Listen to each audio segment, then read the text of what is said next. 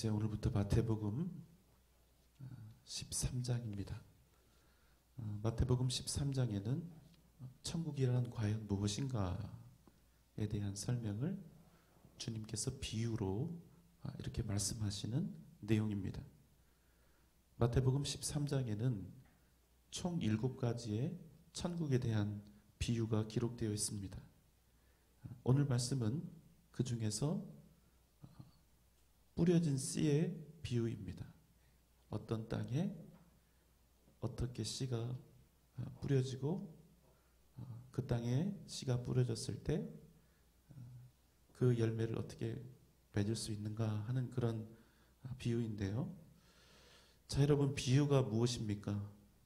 비유라는 것은 어려운 것들을 더 효과적으로 잘 표현하고 전달하기 위해서, 더 쉽게 이해시킬 수 있기 위해서 사용하는 수사법입니다. 오늘 주님이 이 비유의 방법을 통해서 제자들에게 말씀하고자 하시는 내용은 천국의 비밀에 관한 것인데요.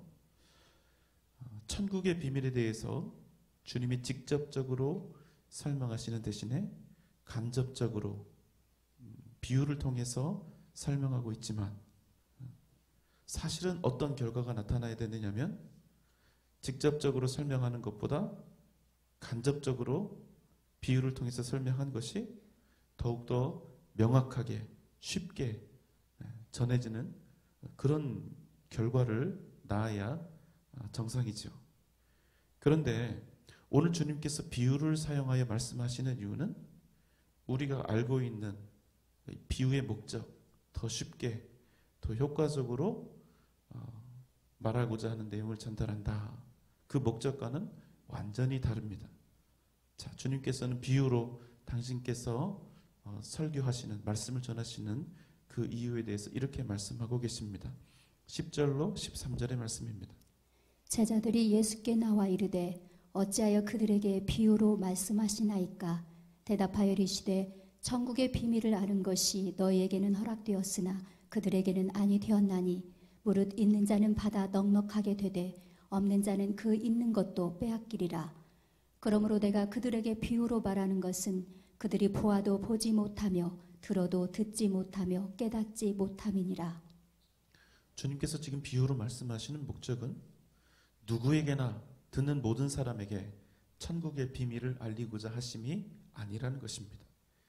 아무나 다 듣고 천국의 비밀을 알고 그 천국을 취하게 하시는 것이 목적이 아니라 오직 허락된 자들에게만 천국의 비밀이 깨달아지기를, 그래서 그 은혜를 아는 자들은 더 많이 받아서 넉넉하게 되고, 그 은혜를 알지 못하고 그 은혜를 거부하고 무시하는 자들은 오히려 가지고 있는 것도 빼앗기게 하기 위해서 오늘 주님께서는 비유로 말씀하신다는 것입니다. 그래서 주님께서 비유로 말씀하시는 그 이유에 대해서 결론을 이렇게 말씀하시죠. 내가 그들에게 비유로 말하는 것은 그들이 보아도 보지 못하며 들어도 듣지 못하며 깨닫지 못하게 하기 위해서. 자, 그럼 한번 정리를 해볼까요? 주님께서 오늘 비유로 말씀하시는 이유는 모든 사람들이 다 알아듣고 천국의 비밀에 대해서 다 이해해서 모두 다 천국을 얻도록 그렇게 하기 위한 것이 목적이 아니라 주님이 말씀하시는 이 천국의 비밀을 오직 허락된 자들에게만 알리기 위함이었던 것입니다. 그러니 마태복음 13장에 나오는 비유는 우리가 익히 알듯이 수사적인 혹은 문학적인 그런 표현법이나 기교에 관한 것이 아니라 허락된 자와 허락되지 않은 자, 은혜를 입은 자와 은혜를 입지 못한 자 사이에 완벽한 구별의 목적을 둔 아주 의도적인 그런 표현이었다는 것입니다. 이것이 오늘부터 우리가 함께 나눌 7가지 비유의 말씀을 정확하게 이해하기 위해 반드시 알아야 할 전제입니다. 이 전제를 베이스에 두지 않고 그냥 각각의 비유를 지금까지 우리가 이해해 오던 방식으로 그냥 천국에 관한 비유 이렇게 타이틀을 잡아놓고 이해하려 한다면 우리는 깊게 제대로 이 마태복음 13장을 이해하지 못하고 아마 피상적인 이해를 하고 또 점프를 해갈 것입니다. 자, 그럼 여러분 질문을 한번 드려볼까요? 주님께서는 지금 천국에 대한 비밀을 그거에 대해서 비유로 말씀을 하고 계시는데, 그런데 이 천국의 비유는 어떤 사람에게는 구원의 감격과 역사가 될 것이고 어떤 사람에게는 오히려 천국의 가능성을 배제하고 멀어지게 하는 그런 결과를 낳게 될 것입니다. 그게 지금 주님께서 비유로 말씀하시는 이유니까요. 구원받을 자와 구원받지 못할 자가 더욱 명확하고 선명하게 구별되어진다는 것입니다. 자, 여러분 한번 생각해 보세요. 예수님이 기적을 행하시고 능력을 행하시고 배고픈 자들에게 떡과 물고기로 수천 명씩 먹이시고 할 때 수만 명의 사람들이 주님을 따르지 않았습니까? 여러분, 그때 주님을 따르는 사람들, 그들 가운데 구원받을 자와 구원받지 못할 자를 제대로 구분할 수 있을까요? 없을까요? 없습니다. 왜? 배부른 그것을 목적으로, 자신의 유익을 목적으로 주님을 따르고 있기 때문에 그렇죠. 자, 그런데 주님께서는 오늘 이 비유의 말씀을 통해서 구원받을 자와 구원받지 못할 자를 아주 명확하게 지금 구분해 가고 계신다는 겁니다. 그런데 여러분, 이런 말씀 들으면 좀 뭔가 불합리하고 불공정하고 좀 몰인정한 그런 생각이 들지 않습니까? 우리는 주님이 어떤 분이 되기를 원하십니까? 모든 사람을 택하시고 모든 사람을 구원하시는 박애주의적이고 후덕한 모습의 그런 주님을 원하지 않습니까? 누구든지 자신의 의지로 주님을 믿겠다 하면, 그리고 자신의 힘을 다해서 주님을 믿으면 언제라도 또 어떤 상황 속에서라도 그 사람을 구원하시는 그런 은혜로운 하나님을 우리는 원하는 것입니다. 우리는 편협하고 차별하고 구별하는 이런 속 좁은 하나님을 원하지 않습니다. 누구에게나 인심 좋은 하나님, 누구든지 다 포용하시고 누구든지 다 구원하시는 그런 하나님을 원하는 것이지요. 왜 그렇습니까? 그게 우리 편에서는 마음이 편할 뿐만 아니라 매우 합리적으로 여겨지기 때문에 그렇죠. 누구든지 자신의 선택과 행위에 따라서 그 사람이 어떤 삶을 살았고 어떤 것을 결정했고 또 선택했고 또 어떤 생각을 가지고 있는지, 그 사람이 악한지 선한지 그 사람을 판단해서 그 사람의 구원이 결정되도록 하는 것, 여러분, 이게 공평하고 이게 타당한 일인 거예요. 사실은 그렇죠? 그래야 여러분 또 구원의 길이 그렇게 되어야 우리 마음대로 우리 인간편에서 자의로 내가 구원받고 받을 것인지 말 것인지, 내가 예수를 믿을 것인지 말 것인지를 내 자의로 그렇게 결정할 수 있을 것이 아닙니까? 얼마나 좋은 방법입니까? 또 우리의 판단에, 우리의 보기에 악을 행한 나쁜 인간은 지옥에 가고, 또 다른 사람들을 이타적으로 잘 섬긴 사람들은, 또 선한 평가를 받는 사람들은 구원받아서 천국에 가는 거예요. 자기 의지로 천국 가고 싶으면 예수님 믿으면 되고, 그게 싫으면 다른 것을 믿거나 안 믿으면 그만 아닙니까? 그래서 천국을 못 간다고 하면 누가 뭐라고 합니까? 자기가 자기 선택으로 그랬다고 하는데 자기 책임이니까 누구한테도 원망을 못하는 것이죠. 여러분, 이 구원의 방법이요, 아주 기가 막히게 딱 떨어지는 아주 확실하고 논리적인 우리 인간들이 원하는 구원의 프로세스입니다. 우리 판단에 저 사람 너무 선한 사람이에요. 일평생 누구를 미워해 본 적도 없고 남을 해쳐 본 적도 없고 오히려 많은 사람들을 극진한 선행으로 사랑으로 그렇게 대했던 사람이 하나님의 택함을 받지 못한 채 지옥으로 떨어지는 것은 너무나 불합리하고 불공평한 일이 되는 것입니다. 공정하지 않은 일이 되는 것입니다. 우리가 볼 때 선한 사람, 깨끗한 사람, 다른 사람들을 위해서 봉사도 많이 하고 선행을 많이 한 사람, 그 사람이 구원받고 천국 가는 게 여러분 공평하고 공정하고 합리적인 일이 아닙니까? 그런데 여러분 문제가 있습니다. 자, 이렇게 되면 천국에 가고 못 가고 구원을 받고 못 받고 그 심판관이 여러분 누가 된 것입니까? 하나님입니까? 우리 사람의 안목입니까? 그렇습니다. 사람의 구원, 그 판단의 주체가 하나님이 아니라 우리 인간이 되어버린 것입니다. 우리의 판단이 하나님의 판단을 넘어서 버린 거예요. 그리고 우리 판단, 우리 평가대로 결과가 나오면 하나님이 그대로 하시면 하나님은 선한 하나님, 하나님 저 사람 분명히 구원받아야 하는데 왜 저 사람을 택하지 않으셨나요? 저 사람은 지옥 가야 마땅한 사람인데 저 미운 녀석 왜 구원하셔서 왜 택하셔서 천국에 가게 하셨나요? 우리 마음에 이 수많은 이 고민과 갈등들이 생기는데 우리 마음에 합당하게 하나님이 선택하시면 하나님은 선한 하나님이 되는 것이고 내 마음에 죽이고 싶도록 싫은 사람이 있는데 그 사람을 하나님이 구원하시면 하나님은 나쁘고 악한 하나님이 되는 겁니다. 여러분, 그러면 하나님이 하나님이신 겁니까? 아니면 우리가 하나님 자리에 가 있는 겁니까? 앞입니까? 뒤입니까? 그렇죠. 자, 여러분, 천국의 비밀, 그 놀라운 비밀의 핵심이 바로 여기에 있습니다. 구원의 이유는 오직 하나님께 있는 것입니다. 구원의 능력도 오직 하나님께 있는 것입니다. 이것이 우리의 구원과 천국을 이해하는 가장 중요한 열쇠입니다. 천국에 가면 고통도 없고 눈물도 없고 아픔도 없고 12 진주문과 황금길이 있다. 영원한 만족과 기쁨이 있다. 100점짜리 천국에 대한 이해이지만 이러한 천국의 지식이 진정한 의미와 가치를 지니기 위해서는 구원의 이유, 구원의 능력이 오직 하나님께 있다는 사실을 결코 우리 사람의 행위나 노력이나 성과에 있지 않고 오직 하나님께 있음을 우리가 알고 가슴에 새기고 기억하는 것이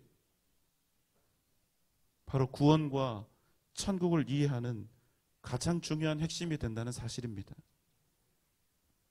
제가 항상 드리는 말씀이죠. 은혜는 공평한 것입니까? 불공평한 것입니까? 불공평한 것입니다. 공평한 것은 여러분 절대로 은혜가 될 수가 없습니다. 불공평하니까 도저히 받을 수 없으니까 도저히 자격이 안 되니까 그게 그 사람에게 은혜가 될 수 있는 것입니다. 로마서 9장 7절로 13절 말씀입니다. 또한 아브라함의 씨가 다 그의 자녀가 아니라 오직 이삭으로부터 난 자라야 내 씨라 불리리라 하셨으니 곧 육신의 자녀가 하나님의 자녀가 아니요 오직 약속의 자녀가 씨로 여기심을 받느니라. 약속의 말씀은 이것이니 명년 이때에 내가 이르리니 사라에게 아들이 있으리라 하심이라.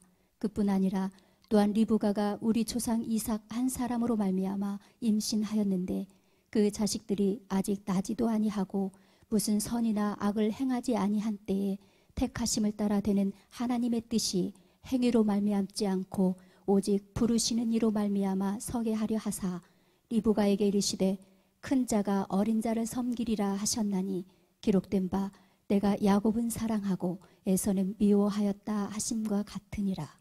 네, 여러분 잘 지금 말씀을 읽으셨죠? 여러분 이게 얼마나 불공평하고 불공정하고 불합리한 일입니까? 아브라함이라고 하는 동일한 아비에게서 나왔어도 오직 이삭만이 이스라엘이 된다는 것입니다. 그런데 놀라운 사실은요, 이 일에 어떤 까닭도 어떤 이유도 없습니다.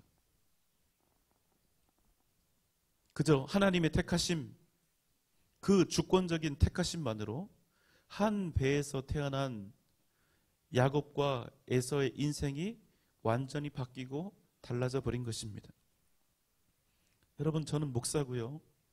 21년차 사역을 하고 있고 20년이 넘게 신학 공부만 했습니다. 그런데 지금도 이 말씀, 이 교리를 대할 때마다 얼마나 인간적인 생각으로 이게 불공평하고 불합리한지, 제 마음에서 이게 얼마나 불공정한 일이라는 그 외침이 자꾸만 이 안에서 나오는지 모릅니다.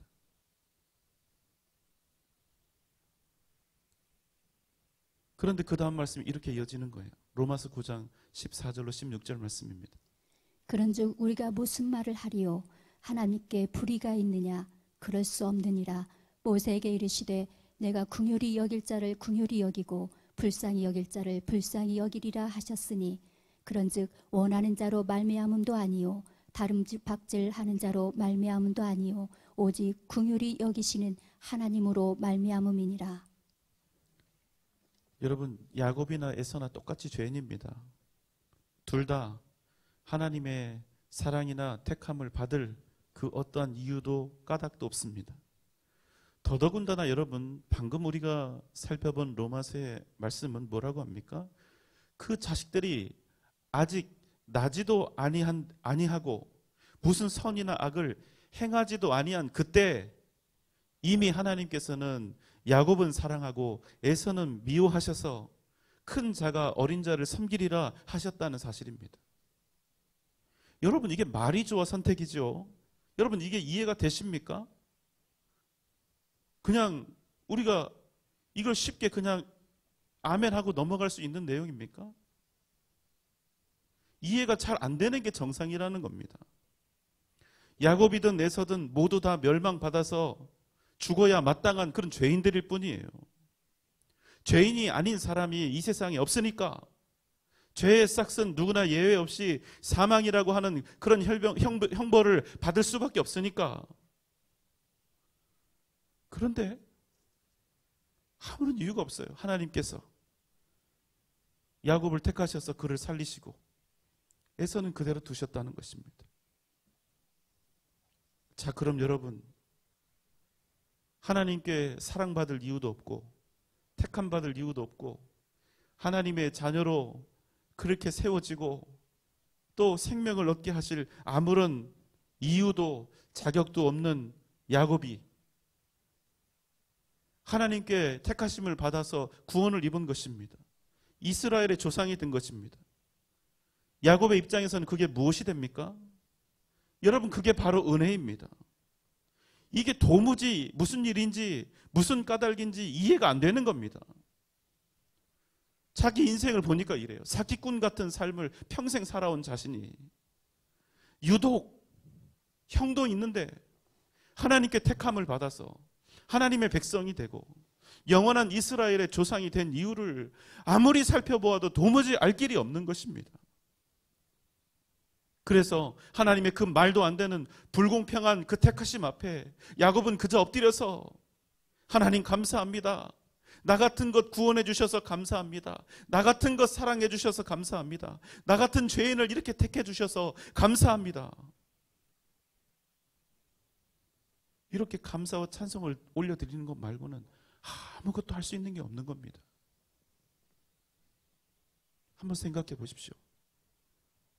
이렇게 오직 은혜로 택하심을 받아 구원을 받은 야곱과 같은 인생들이 감히 하나님 앞에 하나님, 당신은 불공평합니다.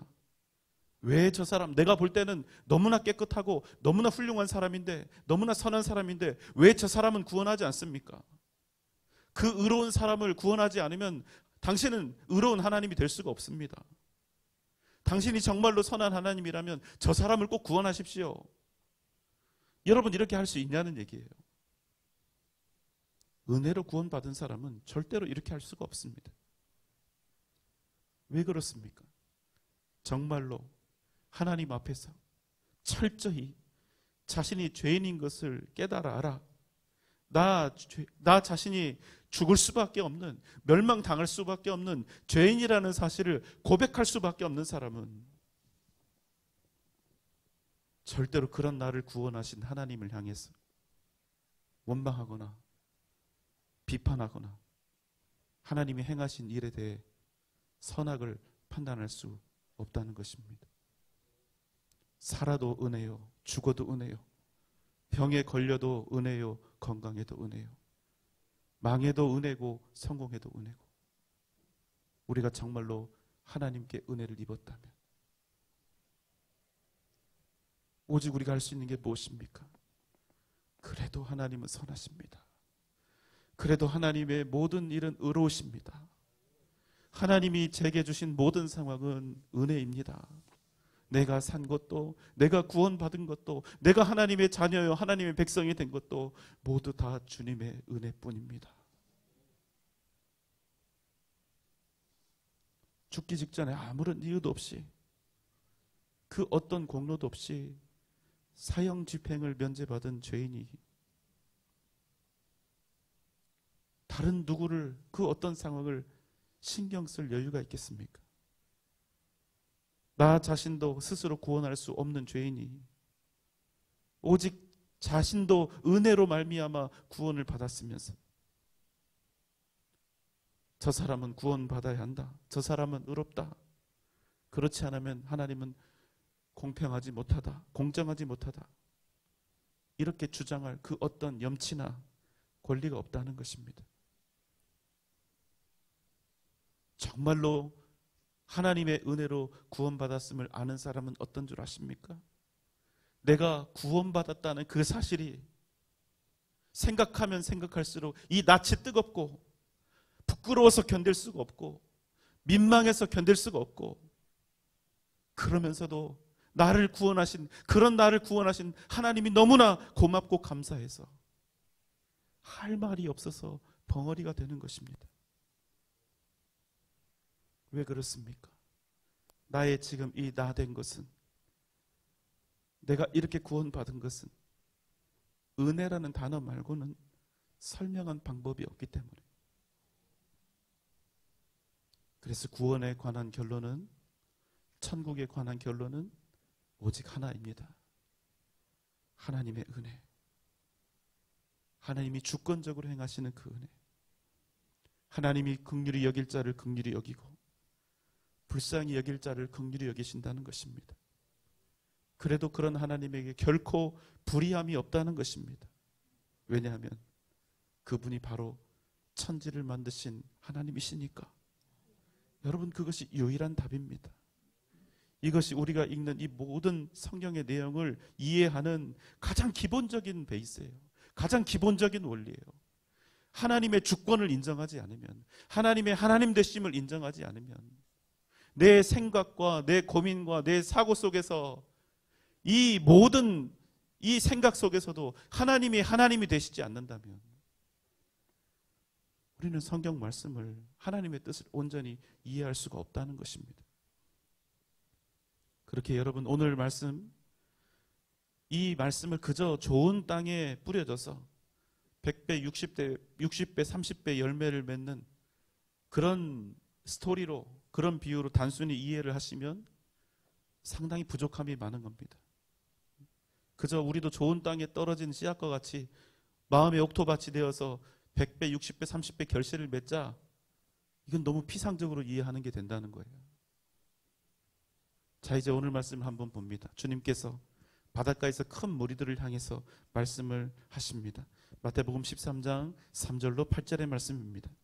예수께서 비유로 여러 가지를 그들에게 말씀하여 이르시되, 씨를 뿌리는 자가 뿌리로 나가서 뿌릴새 덜어는 길가에 떨어짐에 새들이 와서 먹어버렸고, 덜어는 흙이 얕은 돌밭에 떨어짐에 흙이 깊지 아니하므로 곧 싹이 나오나 해가 돋은 후에 타서 뿌리가 없으므로 말랐고, 덜어는 가시떨기 위에 떨어짐에 가시가 자라서 기운을 막았고, 덜어는 좋은 땅에 떨어짐에 어떤 것은 100배, 어떤 것은 60배, 어떤 것은 30배의 결실을 하였느니라. 여러분, 씨 뿌리는 일은요, 농경사회에서는 아주 흔하게 볼 수 있는 일이죠. 주님이 이 비유를 택하신 이유입니다. 여기 등장하는 씨 뿌리는 자는 복음을 전하는 자를 가리키는 것이고, 씨가 뿌려지는 네 가지 종류의 밭은 말씀을 받는 사람들의 마음가짐과 태도를 의미하는 것입니다. 그런데 여러분, 한 가지 우리가 주의해서 볼 것은요, 오늘 이 말씀에서 언급되는 네 종류의 땅은 네 종류의 땅, 네 종류의 밭을 의미하는 것이 아니라 한 밭에 있는 다양한 땅의 상태를 이야기하는 것입니다. 생각해 보세요. 그냥 일부러 씨를 뿌리는데 누구는 옥토밭에 뿌리고, 어떤 씨는 돌밭에 뿌리고, 어떤 씨는 가시떨기에 뿌리고, 이런 경우 없잖아요. 그냥 뿌리는 겁니다. 한 밭에 그냥 뿌리는 거예요. 자, 왜 이런 결과가 나오느냐? 당시 팔레스틴의 이 밭은요, 보통 우리가 밭을 일군 후에 씨를 뿌리지 않습니까? 그런데 팔레스틴은 밭을 일군 후에 씨를 뿌리는 것이 아니라 오히려 반대로 밭을 일구기 전에 씨를 먼저 뿌리는 것이 보편적인 농사의 방법이었습니다. 때문에 이렇게 씨를 뿌릴 때 씨가 뿌려지는 땅은 돌밭도 있고 가시밭도 있고 또 길가에 뿌려지기도 하고 그랬다는 것입니다. 자, 오늘 그 비유의 이야기를 보면 농부가 씨앗을 뿌리는데, 씨를 뿌리는데 그중 얼마는 길가에 떨어집니다. 그러면 새들이 보고 와서 금세 먹어버리죠. 그리고 또 얼마는 흙이 얕은 돌밭에 뿌려지게 되는데 그 땅은 흙이 깊지 않아서 싹이 곧 나와도 뿌리가 깊지 않기 때문에 말라서 죽게 되죠. 또 얼마는 가시떨기 위에 떨어지는데 이 가시의 기운 때문에 자라지 못하고 죽게 됩니다. 또 얼마는 좋은 땅에 떨어져서 어떤 것은 100배, 어떤 것은 60배, 어떤 것은 30배의 결실을 맺습니다.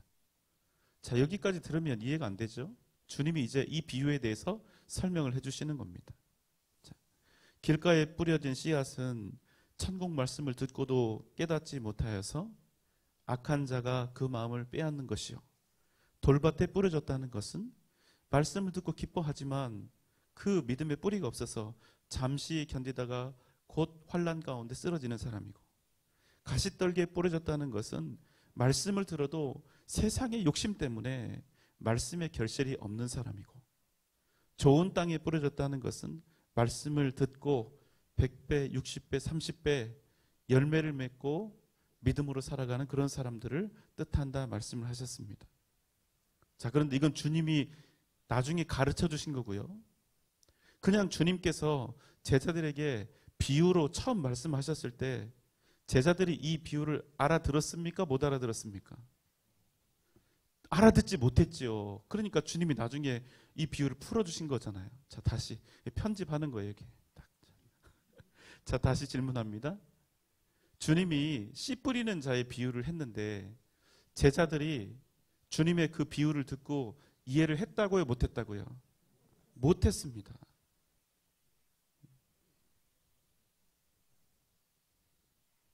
주님께서 하나하나 세심하게 자세하게 설명해 주시기 전에는 함께 있었던 다른 모든 무리들과 같이 하나도 제대로 제자들조차도 알아듣지 못했다는 것입니다.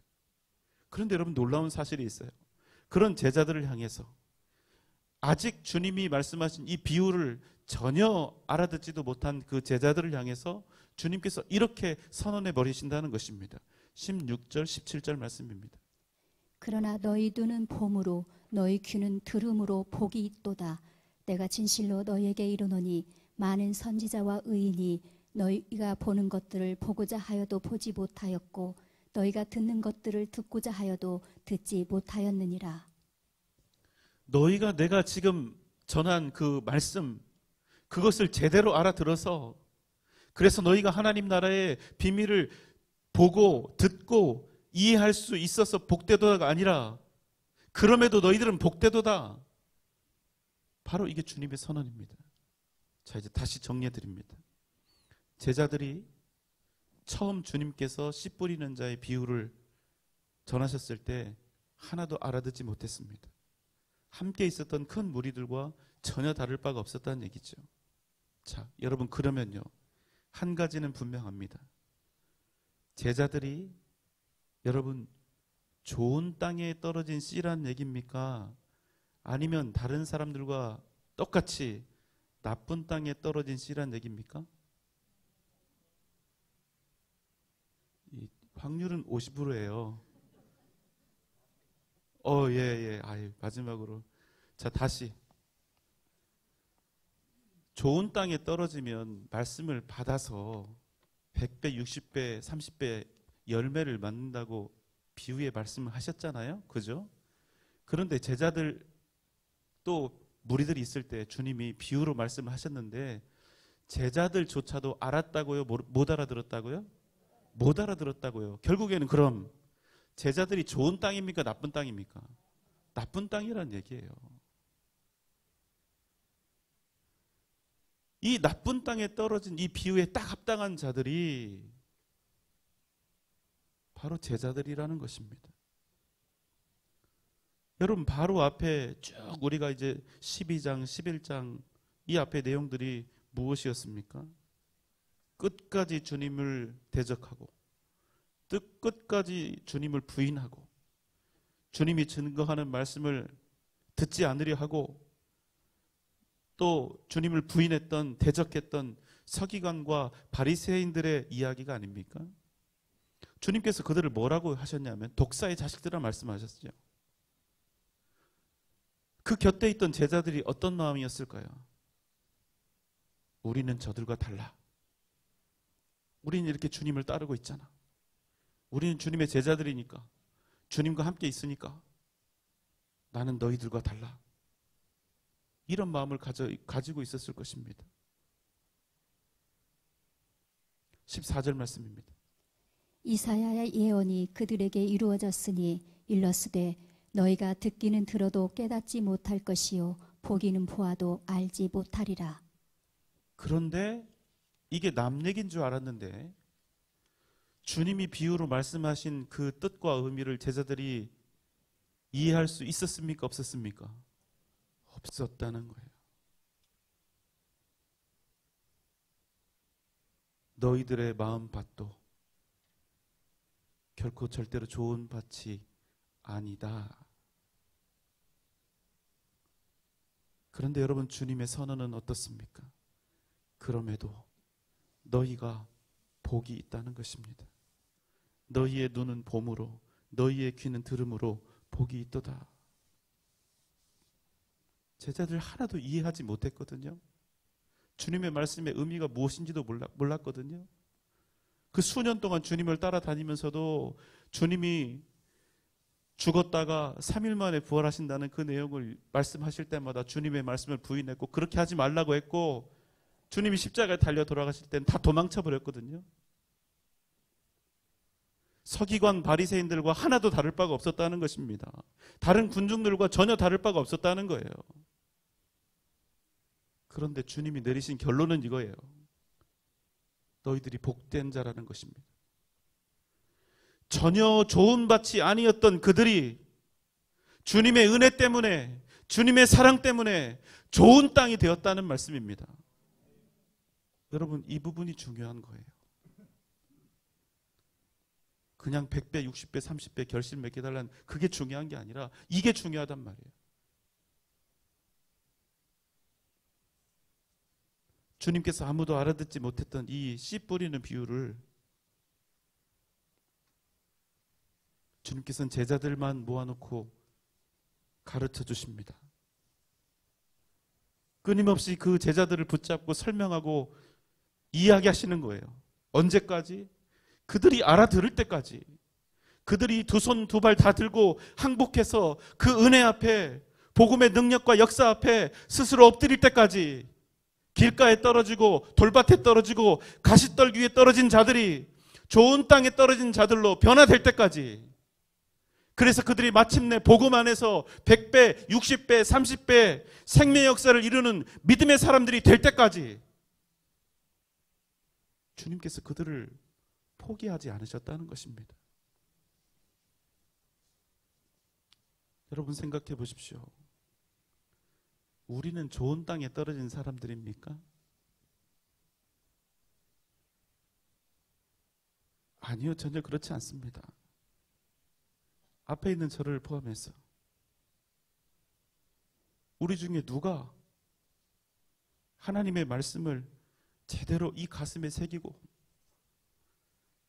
내 인생과 치열하게 영적 싸움을 제대로 온전히 싸우며 하나님께서 기뻐하시는 그 길을 목숨을 걸고 생명을 걸고 온전히 순복하며 살아가는 사람이 저를 포함해서 우리 가운데 도대체 몇이나 있다는 것입니까? 우리가 하나님의 말씀을 듣고 아멘은 하지만 정말로 그 아멘이 우리의 인생에 얼마나 영향을 미치는 결단의 아멘이었고, 그래서 우리 인생은 얼마나 하나님의 뜻 가운데 아름답게 변화되었으며 우리를 통하여 진정 생명과 복음의 역사가 나타나고 있는가. 여러분, 결국 우리도 길가에 떨어지고 돌밭에 떨어지고 가시떨기 사이에 떨어진 자들처럼 그렇게 부족하고 연약한 심정으로 인생을 살아가고 있는데, 주님을 위해서가 아니라 나를 위해서 살아가고 주님의 뜻이 아니라 내 욕심을 위해서, 내 마음이 원하는 바를 이루기 위해서 내 생명을 주님께 둔 것이 아니라 내 인생의 화려한 영달을 위해서, 내 목적을 위해서 그렇게 살아가고 있지 않습니까? 그런데 여러분, 놀라운 사실은 그런 우리에게 주시는 주님의 최종 결론은 다음과 같다는 것입니다. 우리는 제대로 보지도 못하고 제대로 듣지도 못하고 제대로 새기지도 못하고 제대로 살지도 못하는데, 그러나 너희의 눈은 봄으로 너희의 귀는 들음으로 복이 있도다. 우리에게 선언해 버리신다는 거예요. 정말 이 말씀처럼 그렇게 되면 좋겠는데, 정말 안타깝게도 우리 인생이 말씀 몇 번 듣고 큰 소리로 아멘 몇 번 외쳤다고 이렇게 확 달라지지 않습니다. 여전히 이 땅에 대한 미련과 욕심을 제대로 내려놓지 않고 하나님의 말씀과 내 뜻 사이에서 운명적인 줄타기를 하고 있는 것 같아요. 말씀 잘 듣고도 교회 밖으로 나가면 그냥 도루묵 되는 일이 얼마나 많습니까? 그래도 주님이 우리에게 뭐라고 말씀하신다고요? 너희에게 복이 있도다. 사랑하는 여러분, 누가 우리 같은 자들을 복 있는 자로, 생명 있는 자로 세우셨습니까? 오직 하나님의 은혜, 예수 그리스도의 십자가와 복음의 능력이 아닙니까? 그 은혜 때문에 돌박 같은 우리가 그래도 악착같이 이 자리에 나와서 주님의 말씀 듣겠다고, 그래도 우리는 생명처럼 예배를 여기고 주님 앞에 경배드리는 자가 되겠다고, 예배하는 자가 되겠다고 이렇게 목을 매달고 있지 않습니까? 에베소서 2장 8절로 9절의 말씀입니다. 너희는 그 은혜에 의하여 믿음으로 말미암아 구원을 받았으니 이것은 너희에게서 난 것이 아니요 하나님의 선물이라. 행위에서 난 것이 아니니 이는 누구든지 자랑하지 못하게 함이라. 아멘. 사랑하는 여러분, 무엇이 복입니까? 우리가 이 선물을 이미 받은 거예요. 도무지 이해할 수도 없고 내가 이 선물을 어떻게 받았는지 알 수도 없는 하나님의 이 선물, 나 같은 자를 택하시고 나 같은 자를 부르시고 구원하시고 하나님의 자녀로 삼으신 그 놀라운 선물을 내가 받았음을 기억하고, 여러분, 그 은혜로 우리가 살아가야 한다는 것입니다. 정말로 우리가 예수 그리스도의 그 생명, 그 십자가의 보혈의 은혜로 우리가 구원을 입었다면, 진정 우리가 은혜 받은 사람답게, 그 놀라운 사랑과 은혜를 받은 사람답게 오직 그 십자가의 은혜와 능력으로 살아가야 한다는 것입니다. 오직 은혜의 사람으로 하나님께서 주시는 그 은혜의 능력으로 세상을 이기며 좋은 밭에 뿌려진 씨앗처럼 주님 앞에 온전히 헌신하며 온전한 믿음의 삶을 살아가는 저와 여러분 되시기를 주님의 이름으로 축원합니다. 사랑과 은혜가 많으신 우리 주님, 도무지 우리는 주님께 받은 그 사랑을 이해할 수가 없습니다. 주님이 주신 그 생명과 그 구원의 역사를 우리는 도무지 감당할 수가 없습니다. 주님께 받은 그 선물, 그 은혜를 날마다 기억하게 하여 주옵소서. 그 놀라운 은혜를 받은 믿음의 사람으로 하나님이 세상을 이기며 승리하는 복된 삶 살게 하여 주옵소서. 예수님의 이름으로 간절히 기도하옵나이다. 아멘.